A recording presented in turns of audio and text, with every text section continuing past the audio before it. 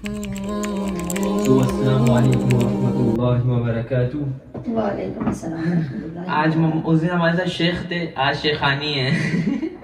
تو بس بھائی السلام علیکم ورحمۃ اللہ وبرکاتہ. کیف حالک یا حبیبی؟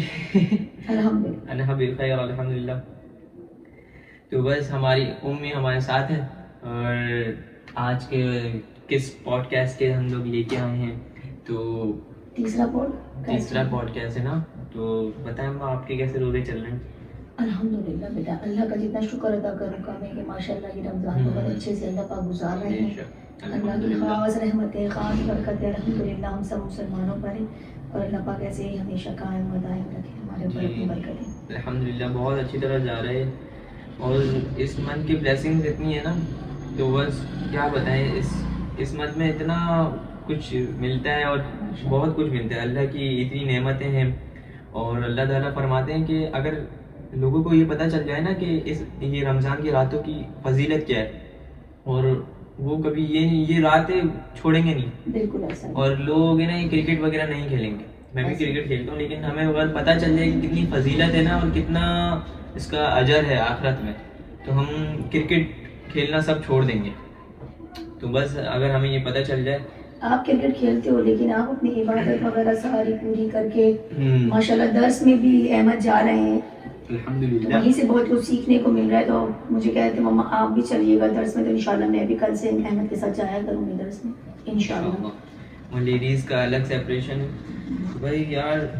ایک ہوتا ہے نا کہ ایمان اور جذبہ, اگر ہمیں پتہ چل جائے, اگر ہم اللہ کو کیا کہیں گے, کہ اگر اللہ کو جاننے والے لگ جائیں نا, مطلب اللہ کیا ہے, اللہ کی عظیم ہستی کتنی ہے, اور ہمارے لیے کتنے طائف رکھے ہوئے, تحفے رکھے ہوئے, تو ہمیں پتہ چل جائے اور ہم لوگ ہٹیں گے ہی نہیں. بالکل. اور وہی نا, اگر ہم 10 سے 15-20 منٹ اگر اکیلے ہم اپنے آپ کو دینا, اور اگر روف ٹاپ پہ چلے جائیں, چھت پہ, اور 10 سے 15 منٹ اکیلے بیٹھیں, کچھ بھی نہیں کریں, اللہ کی حمد و ثنا کریں, سبحان اللہ و بحمدہ سبحان اللہ العظیم, پھر اللہ کے نبی پہ درود بھیجیں, اور پھر اللہ سے دعا کریں, یا اللہ تجھے تو پتہ ہے میں پھسل جاتا ہوں, یا اللہ بس تجھے تو پتہ ہے میں دعا مانگتا ہوں, میں پھسل جاتا ہوں اور میں گناہ کرنے لگ جاتا ہوں, یا اللہ بس لیکن آپ تو جاننے والے ہو نا, میں پھسل جاتا ہوں لیکن آپ معاف کرنے والے ہو. یقین مانو بیٹا, جب اس طریقے سے کر کے ہم دعا مانگتے ہیں نا, تو دل سے اتنا رونا آتا ہے. اور میرے ساتھ تو ایسا ہوتا ہے کہ میں مسلسل نماز میں رو رہی ہوتی ہوں, میرے آنسو نہیں رکتے. نماز کے اندر بھی میرے ساتھ یہ فیلنگ ہوتی ہے. بس اللہ رب العزت جو ہے قبول کرے. اور یہ ایک ہے نا ایمان افروز واقعات کی بک بھی مجھے ملی ہے, مطلب میں جہاں جاتا ہوں نا تو درس میں امام صاحب نے مجھے دی. میں نے کہا کچھ اگر ایسا ہو جس سے ایمان بوسٹ ہو تو اسے پڑھ کے, ابھی میں پڑھ رہا تھا ماشاءاللہ, اس میں نا ایک واقعہ آیا حضرت, میں نے نکالا, میں نے دیکھا, میں نے کہا یار ماشاءاللہ, مطلب نماز کی بدولت غیبی مدد, نماز دعا کے بدولت غیبی مدد کیسی ہوتی ہے. حضرت انس رضی اللہ تعالیٰ عنہ سے روایت ہے کہ رسول اللہ صلی اللہ علیہ وسلم کے ایک صحابی تھے, ان کی کنیت ابو معرق تھی, وہ تجارت کرتے تھے, اپنے سامان خرید و فروخت کرتے تھے. تو ایک دن مال لے کے مختلف علاقوں میں خرید و فروخت کرتے تھے. تو بڑے پرہیزگار اور عبادت گزار آدمی تھے. ایک دن انہوں نے مال لیا, اور وہ کسی نا مختلف جا رہے تھے سامان لے کے تجارت کرنے کسی اور شہر. تو راستے میں جب جا رہے تھے تو انہوں کو نا ڈاکو نے روک لیا. ڈاکو نے پھر عربی میں کہا ضع ما معک فإنی قاتلوک, مطلب جو کچھ تمہارے پاس ہے وہ مجھے دے دو, اور کیونکہ میں تمہیں قتل کر دوں گا. تو ابو مالک نے کہا ٹھیک ہے بھائی, تم ڈاکو ہو, تم مجھ سے سامان لے لو, اور سامان لے کے مجھے جانے دو, قتل کیوں کر, میں تمہیں سامان دے دوں گا, تم مجھے جانے دو قتل. تو ڈاکو مسکرایا, بولے جس کا مال ہوتا ہے, تو مال تو دیکھو میرا ہی ہے. ڈاکو کہہ رہا مال تو میرا ہی ہے, لیکن جو صاحب مال ہوتا ہے میں اس کو بھی قتل کر دیتا ہوں. تو ابو مالک نے فرمایا کہ اذا بیت فضرنی اصلی 4 رکعات, لیکن اتنا انہوں نے منانے کی کوشش کی کہ بھائی تم قائل ہو جا, لیکن وہ قائل نہیں ہو. پھر انہوں نے عربی میں یہ کہا ٹھیک ہے اگر تم نہیں مان رہے تو مجھے صرف 4 رکعت نماز پڑھنے کی اجازت دے دو, 2 نفل نماز. تو انہوں نے وضو بنایا, 2 رکعت نفل پڑھی, اور ڈاکو ہے نا سر پہ تلوار لے کے منتظر ان کا ویٹ کر رہا ہے. تو پھر ان کا یہ جب ویٹ کرا, انہوں نے آخری سجدے پہ کھڑے ہوئے, تو آخری سجدے پہ انہوں نے عربی میں دعا مانگی, یا ودود یا ذو العرش المجید یا فعال لما یرید اسألوک بعزت الذی لا یرام وما ملک الا ولا وما وملكك الذي لا يضام بنورك الذي ملأ أركان عرشك أن تكفيني شر هذا اللص يا مغيث أغثني يا مغيث أغثني يا مغيث أغثني یا مغیث اغثنی یا مغیث اغثنی. اے بہت زیادہ محبت کرنے والے، اے بزرگ ترین عرش کے مالک. یہ دعا پھر اس لہجے میں مانگنے کا وعدہ ہے نا. کرو جیسے کہ تم مانگ رہے ہو. اے جو چاہے وہ کرنے والے، میں تیری عزت کے وسیلے سے سوال کرتا ہوں، جس تک کسی کی رسائی نہیں ہو سکتی، اور تیری اس سلطنت کا واسطہ دے کر تجھ سے سوال کرتا ہوں جہاں ظلم و زیادتی نہیں ہوتی، اور تیرے اس نور کا واسطہ دے کر تجھ سے سوال کرتا ہوں جس نے تیرے عرش کے ارد گرد کو بھر رکھا ہے، اس نور نے ارد گرد بھر رکھا ہے، کہ اس ڈاکو کے شر سے میری حفاظت فرما. اے فریاد رس میری فریاد رسی فرما. اے پکار سننے والے میری پکار سن. اے مظلوموں کا جواب دینے والے مجھے اس ظالم سے بچا. 3 مرتبہ انہوں نے یہ دعا مانگی، 3 مرتبہ انہوں نے یہ دعا دہرائی. اللہ کی رحمت اس وقت نا جوش میں آ گئی. یہ دعا اللہ کی رحمت جوش میں آ گئی. تو پھر ایک گھڑ سوار ان کی نا اس ڈاکو کی طرف نا تلوار لیے دوڑ کے آنن فانن آیا، اور اس نے نا ان کے نا اس ڈاکو کا چیر پھاڑ کر دی. اور بھائی ابو مالک اس شہر سوار سے پوچھنے لگے، اے آپ کون ہیں؟ میرے ماں باپ آپ پہ قربان، آپ ہیں کون؟ تو پھر اس گھڑ سوار نے کہا، میں 4 آسمان کا فرشتہ ہوں. اللہ اکبر. میرے ماں باپ آپ پہ قربان. اس مدد کی وجہ سے ان کی جان بچ گئی. انہوں نے کہا اس اگر آپ نہیں آتے تو یہ ڈاکو مجھے قتل کر دیتا. مگر انہوں نے اللہ کو پکارا تھا. پھر انہوں نے کہا میں 4 آسمان کا فرشتہ ہوں. اور آپ نے جب پہلی بار دعا مانگی تھی نا، پہلے آسمان پہ نا کھٹ کھٹ نہیں جیسے کھنڈی بجاتے ہیں تو کھٹ کھٹ بجی. پھر آپ نے جب دوسری بار مانگی نا تو آسمان کے لوگوں کی نا ایک زوردار آواز سنی. پھر جب تیسری بار پتہ چلا نا تو پھر ایک بار کہ ایک ہے نا دوسری مرتبہ جب مانگی اور تیسری بار مانگی، جب پتہ چلا کہ کوئی ہے نا کوئی مظلوم دعا مانگ رہا ہے، رحم اس کے اوپر ہے نا، وہ اپنے لیے رحم مانگ رہا ہے. تو پھر ان فرشتے نے ان سے اللہ سے کہا کہ اے اللہ تعالیٰ مجھے نا آپ حکم دیں، مجھے اس ظالم سے، اس نا مظلوم کو بچانے کی مجھے حکم دیں تاکہ میں اسے جاؤں اور بچاؤں. تو انہوں نے اجازت دی. پھر جا کے فوراً اللہ نے دعا قبول کر لی.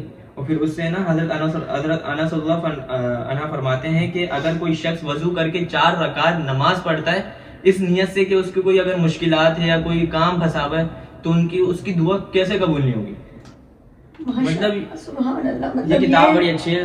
رحمۃ اللہ علیہ ایمان افروز واقعات، مولانا محمد نعمان صاحب کی. مطلب احمد تم نے مجھے واقعہ سنایا، میرا ایمان اتنا افروز ہو گیا کہ میری آنکھ سے آنسو نکل گئے. یہ آپ لوگوں کے لیے میسیج ہے کہ جو بھی کسی بھی پریشانی میں ہے وہ فوری طور پہ جائیے، وضو بنائیے، 4 رکعت نفل اللہ کے حضور ادا کیجیے اور اسی طریقے سے دعا مانگیے. یہ دعا بھی میں آپ سے نا انشاءاللہ شیئر کروں گا. تو یہ دعا ہے نا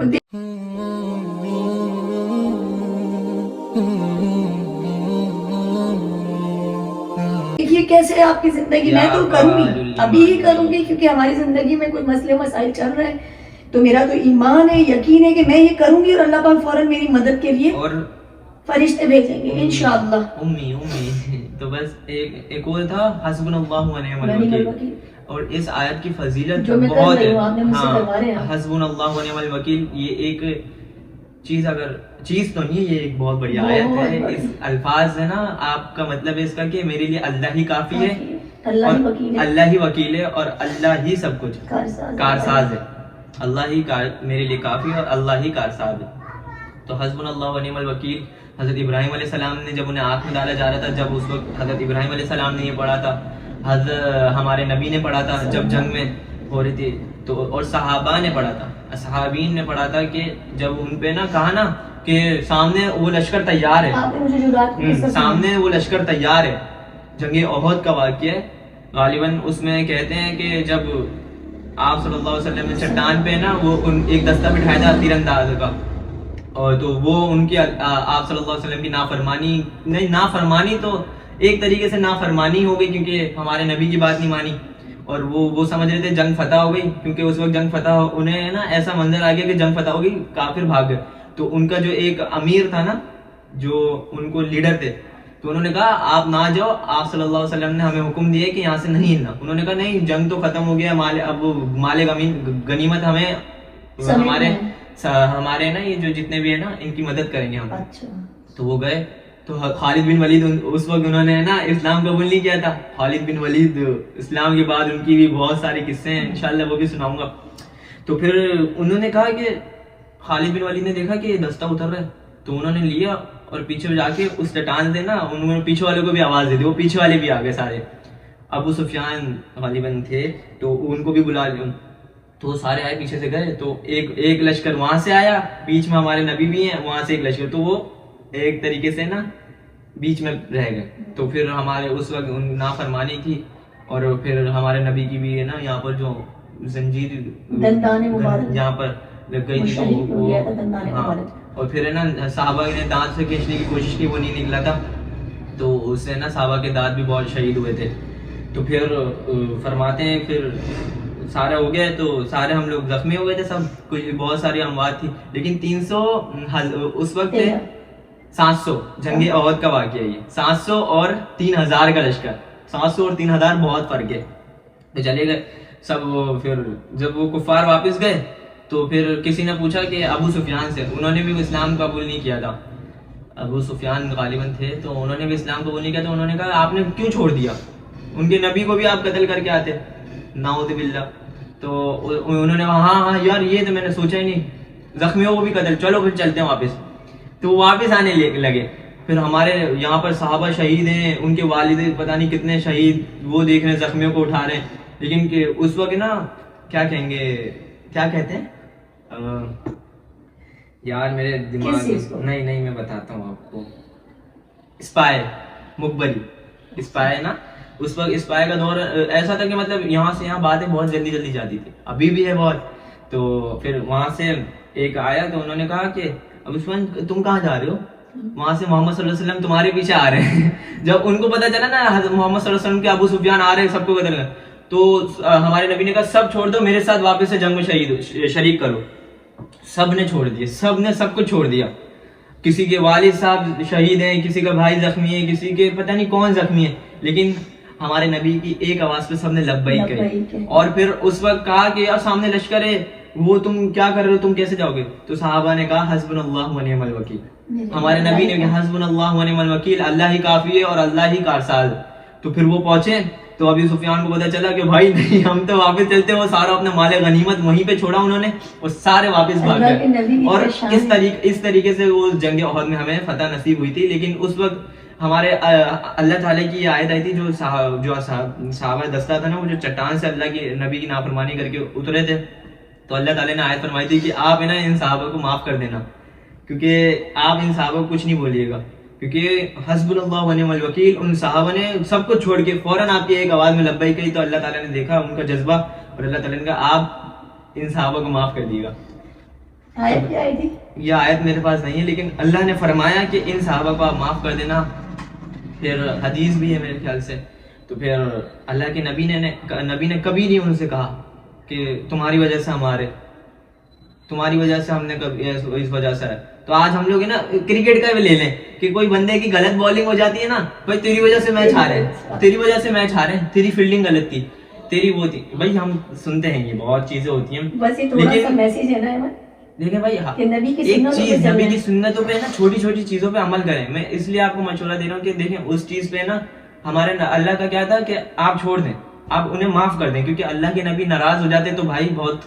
لیکن ہمارے اللہ تعالیٰ نے اللہ کو نبی کو کہہ دیا کہ آپ انہیں معاف کر دیں, تو پھر کیا بات ہے.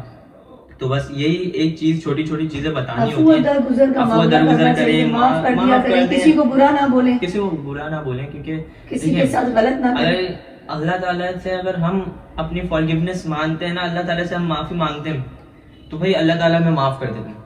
یا اللہ فارگیو می, یا اللہ فارگیو می ہم کہتے ہیں نا, تو اللہ تعالیٰ ہمیں معاف کر دیتے ہیں. تو ہم بھی اگر دوسروں کو معاف کرنے والے بن جائیں نا, تو ہم بہت بڑے ہو جائیں گے. دیکھیں معاف کرنے والے بنیں, اپنے اندر ہے نا غرور نہ لائیں, میں والا لفظ اپنے اندر نہ لائیں کبھی, بہت غلط ہے. انشاءاللہ باقی چیزوں میں پوڈ کاسٹ میں بھی بتائیں گے, کیونکہ ہے نا وقت کی قلت ہے، مما کی بھی، مما نے بھی کام کرنے ہوتے ہیں نا، تو انشاءاللہ ایسی ایسی واقعات چھوٹے چھوٹے میں بتاؤں گا ضرور آپ سے. تو بس ایمان افروز واقعات، ایمان افروز واقعات. تو بس ہمیں سب کے دعاؤں میں یاد رکھیے گا، اور جتنا ہو سکے ہمیں قرآن پڑھیں، نماز پڑھیں، اور اسی رمضان ایسا سمجھیں کہ ہماری زندگی کا آخری رمضان، لاسٹ رمضان ہے. بس جتنا ہو سکے دعائیں مانگیں، اللہ تعالیٰ کی رحمت مانگیں بس. تو ملتے ہیں انشاءاللہ آپ سے نیکسٹ.